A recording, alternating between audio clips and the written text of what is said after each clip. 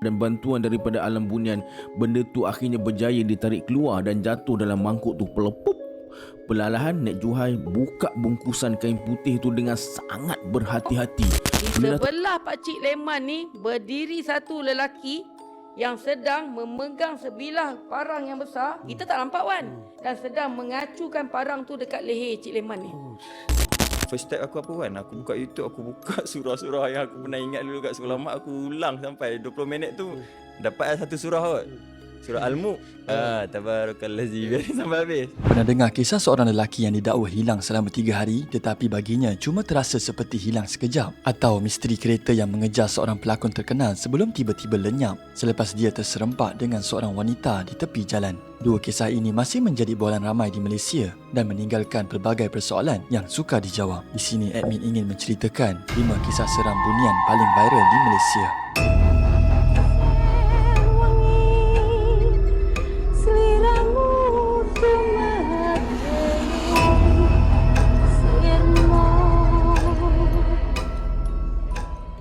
Nombor 5, 11 tahun hidup bersama keluarga bunian. Menurut YouTube Syahrul Chapters, pernah tak terdapat kisah seorang dukun yang dikatakan pernah berkahwin dengan lelaki dari alam bunian, di mana cerita itu dikongsikan oleh Rizal berdasarkan pengalaman ibunya sendiri ketika mendapatkan rawatan daripada seorang wanita dikenali sebagai Nek Juhail. Difahamkan, ibu Rizal sudah bertahun-tahun sakit tetapi doktor masih belum menemui puncanya dan setiap jam 12.30 tengah hari dan malam, dia akan terasa seperti dicocok dari dalam badan. Setiap pukul 12 tengah hari dengan 12 tengah malam, ibu akan rasa sakit sangat. Badan dia macam ditikam dari dalam.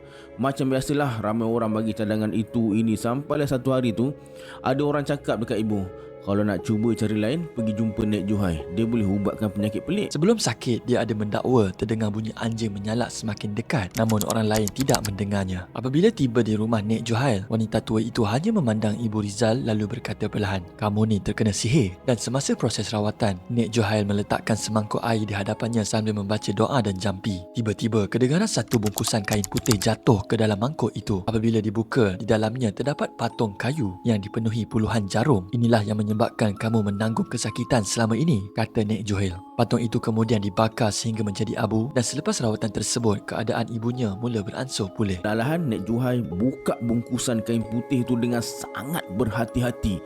Bila dah terbuka, rupa-rupanya dalam bungkusan tu ada satu patung kayu. Yang seramnya, seluruh badan patung tu ditikam dengan puluhan jarum dari kepala sampai ke kaki. Patung ni sebenarnya diibaratkan macam tubuh kamu nak, kata Nek Juhail. Namun perkara yang paling menyeramkan ialah dakwaan Nek Juhail bahawa ilmu perubatannya diperoleh ketika tinggal bertahun-tahun bersama keluarga bunian. Sama ada anda percaya atau tidak, kisah ini terus menjadi antara cerita paling misteri yang pernah dikongsikan. Nombor 4, selepas tebang pisang, dia meracau 3 hari sebelum meninggal. Menerusi video TikTok Sembang Seram, Kak Jem menceritakan kisah yang dikatakan berlaku di pantai dalam Kuala Lumpur sekitar tahun 1985 hingga 1986 jika kawasan rumah panjang masih belum dibangunkan. Selepas penduduk dipindahkan, tanah kosong itu dipenuhi pokok pisang yang ditanam oleh penduduk sekitar. Dan pada suatu pagi ketika kawasan itu hendak diratakan untuk pembangunan, penduduk berpusu-pusu menuai pisang sebelum ia dimusnahkan. Sebelum selesai menebang tandan pisang sekitar jam 1 tengah hari, Pakcik Sulaiman berehat seketika di tangga rumah. "Bang, minum dulu." Isterinya menghulurkan segelas air. Namun baru beberapa tegur, air meleleh keluar dari mulutnya. Pakcik Sulaiman akhirnya rebah di depan mata jiran-jiran. Peliknya Pakcik Leman ni, dia walaupun kena stroke, mata dia buka yang ni Wan, terkebil-kebil. Dan dia malam tu dia mengacau Wan. Dia mengacau-ngacau, kata bini dia. Mengacau-ngacau. "Aku tak nak, aku minta ampun." Benda tak faham tak Wan? Orang macam mengacau. "Aku minta ampun, aku minta maaf, aku tak sengaja, aku minta ampun." Itu ayat dia ulang. Dan setibanya di hospital, doktor mengesahkan tekanan darahnya terlalu tinggi dan mengesyaki terkena serangan strok ringan. Difahamkan sepanjang malam di hospital, dia akan meracau sambil menangis. Dan keesokan harinya, seorang ustaz telah dipanggil dan menurut cerita keluarga, ustaz itu mendakwa melihat kelibat seorang lelaki sedang mengacukan parang ke leher Pakcik Sulaiman. Di sebelah Pakcik Leman ni berdiri satu lelaki yang sedang memegang sebilah parang yang besar. Kita tak nampak Wan. Dan sedang mengacukan parang tu dekat leher Cik Leman ni. Jadi ustaz dia terpanjat lah. Dia kata, "Kenapa kau acuh?" Dia orang kata apa? Komunikasi Wan. Dia komunikasi. Jadi dia kata, "Aku tak puas hati lah dengan Leman ni. Aku tak puas hati. Leman ni dah bunuh anakku. Pak Cik Sulaiman tanpa sengaja telah mencederakan penghuni alam gaib yang tidak dapat dilihat manusia. Kemudian pelbagai ikhtiar cuba dilakukan namun semuanya gagal. Pada hari ketiga, Pak Cik Sulaiman dilaporkan meninggal dunia di hospital. Sehingga hari ini, cerita tersebut masih menjadi antara kisah paling menyeramkan yang diceritakan oleh penduduk lama Pantai Dalam. Nombor 3. Kapal korek tenggelam, perawat dakwa terlanggar rumah bunian.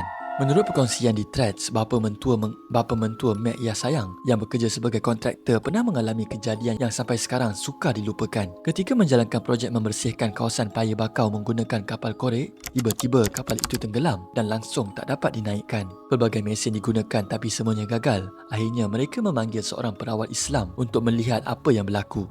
Selepas selesai berubat dan membaca doa, perawat itu tiba-tiba berkata, "Kamu dah terlanggar rumah bunian dan ada anak mereka yang terkorban." Walaupun menurut cerita itu, kejadian tersebut tidak disengajakan kerana manusia tidak mampu melihat alam mereka, perawat itu tetap cuba berunding dan beberapa ketika kemudian bunian tersebut menyampaikan satu permintaan di mana mereka mahukan daun emas sebagai ganti. Kemudian bapa mentuanya tetap berusaha mencari barang yang berupa daun emas itu dan selepas berjaya mendapatkannya, perawat itu menjalankan ikhtiarnya dan dikatakan bunian menerima pemberian tersebut. Selepas itu, mereka cuba menarik semula kapal korek yang tenggelam. Dan kali ini, sekali tarik je kapal itu terus berjaya diangkat. Dan sebelum pulang, mereka turut meminta maaf atas kejadian yang tidak disengajakan itu. Selepas insiden, projek berjalan lancar hingga siap tanpa sebarang gangguan lagi. Kalau korang berada di tempat mereka, apa yang akan anda fikir sebenarnya sedang berlaku? Nombor 2. Selepas nampak wanita itu, kereta yang mengekori Ikmal terus hilang. Menerusi YouTube Safwan Azri Podcast, Ikmal Amri berkongsi satu pengalaman seram yang masih menjadi tanda tanya buat dirinya hingga hari ini. Ketika itu, isterinya Najwa sedang hamil anak sulung mereka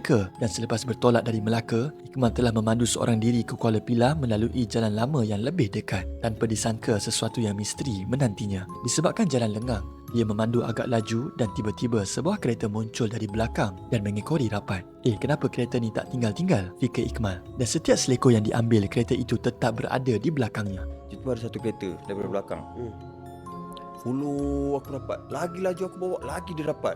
Dalam hati aku, dalam orang kampung, siapa lagi yang bawa kereta macam orang bandar macam aku ni? Yang boleh follow every lap aku. Faham tak? Ini sebelum kejadian aku accident tau.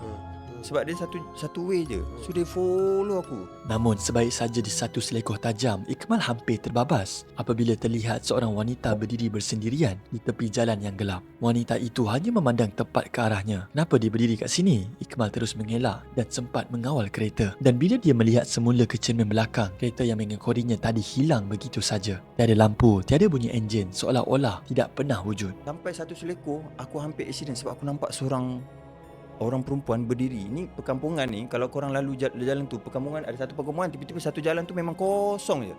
Ada seorang perempuan berdiri kat tengah tepi. Memang orang normal kan. Orang normal, perempuan biasa, dia pandang aku, dah aku pandang macam dia sekilas. Aku nak tengok depan ada selekoh, aku dah nak accident kan. Aku termasuk jalan tepi, berhampiran dengan perempuan tu. So perempuan tu tengok aku macam tu je guys. Dalam keadaan menggigil, Ikmal segera meneruskan perjalanan sambil memasang bacaan surah Al-Mulk sehingga tiba di rumah. Dan keesokan harinya, dia menceritakan kejadian itu kepada ibu mentuanya yang berasal dari Kuala Pilah. Dan menurut ibunya, jalan tersebut memang dikenali sebagai kawasan yang kerap berlaku kemalangan maut. First step aku apa kan? Aku buka YouTube, aku buka surah-surah yang aku pernah ingat dulu kat sekolah mak. Aku ulang sampai 20 minit tu. Surah Al-Mulk. Sampai rumah, aku tak cerita kat wife aku sebab wife aku tengah pregnant tu. Aku cerita kat pak mentua aku. Pak mentua aku orang Kuala Pilah. Kan, tahu tak, dia kata jalan exactly yang aku accident tu adalah jalan yang spot orang accident dan mati dekat situ. Dan sejak malam itu, Ikmal mengakui dia tidak lagi berani menggunakan laluan tersebut pada waktu tengah malam. Persoalannya, siapa sebenarnya wanita itu dan ke mana hilangnya kereta yang mengekorinya? Nombor 1. Lelaki hilang 3 hari di alam bunian. Menurut video TikTok Sembang Ohiyah Clips, Ustaz Syafiq berkongsikan pengalaman menemu bual seorang pesakit dari Terengganu yang didakwa pernah hilang secara misteri selama 3 hari. Dan lebih mengejutkan, apabila dia sedar semula, pesakit mendakwa hanya terasa seperti hilang sekejap. Dia cuma berpesan, hati-hati, bukan semua yang kelihatan seperti manusia itu benar-benar manusia. Dan menurut perkongsian itu, kes seperti ini dikatakan sering diceritakan di kawasan Kelantan, khususnya melibatkan individu yang didakwa masuk alam bunian sebelum muncul semula tanpa ingatan yang jelas. Buat video dia, kata dia masuk sekejap saja 3 hari hilang. Sekejap je rasa, satu nasihat je terima. Dia kata, hati-hati rambut sama hitam kata, hati lain-lain. Dan lebih menyeramkan, ustaz tersebut turut menjelaskan bahawa dalam kepercayaan masyarakat Melayu, bunian sering digambarkan mempunyai kehidupan yang sama, mempunyai kehidupan yang hampir sama seperti manusia, tetapi hakikat sebenar mengenai kewujudannya adalah perkara gaib yang hanya Allah lebih mengetahui. Namun, apa yang benar-benar membuatkan ramai meremang ialah kisah-kisah ganjil lain yang turut diceritakan. Antaranya, dakwaan tentang kelahiran kembar yang luar biasa, satu manusia, satu lagi buaya. Mitos atau realiti, tiada siapa yang mampu memastikannya. Sempurna manusia je. Itu tak kira keturunan buaya lagi tu. Buaya putih, pawang buaya semua. Buaya tembaga semua. Lahir dengan buaya. Laki, satu manusia, satu buaya. Tetapi kisah-kisah seperti ini terus menjadi cerita yang diwarisi turun-temurun, dan ia meninggalkan satu persoalan yang masih menghantui. Kalau satu hari nanti ada seseorang mengajak korang masuk ke dalam hutan, adakah anda pasti dapat keluar sebagai diri yang sama? Daripada kisah lelaki yang dikatakan hilang ke alam bunian, kereta misteri yang tiba-tiba lenyap, hinggalah cerita mereka yang mendakwa berdepan dengan makhluk dari alam yang tidak terlihat, setiap kisah ini meninggalkan satu persoalan. Adakah semua kejadian ini sekadar kebetulan, cerita turun-menurun, atau memang ada perkara di luar pengetahuan manusia? Apapun kepercayaan korang, kisah-kisah seperti ini terus menjadi sebahagian daripada cerita misteri masyarakat Melayu yang diwarisi dari generasi ke generasi. Jadi pada pendapat korang, kisah manakah yang paling menyeramkan, dan adakah korang pernah mengalami kejadian aneh seperti ini? Jom komen di bawah.